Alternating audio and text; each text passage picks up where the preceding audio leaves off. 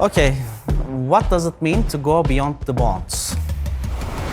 We're trying to help the customer to create the solution for them. That's beyond the bond. Making the customer's processes more sustainable, we really reduce costs for the customer, we optimize the processes so that they have more output. A lot of things where we really create impact beyond.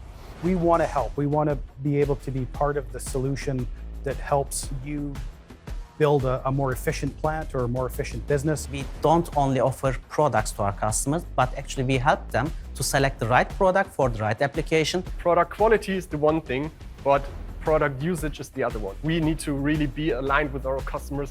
How can they use our products in the right way? It's not only about the product LOCTITE, so we are pretty sure that the product delivers what it promises, but it's an ecosystem around the product.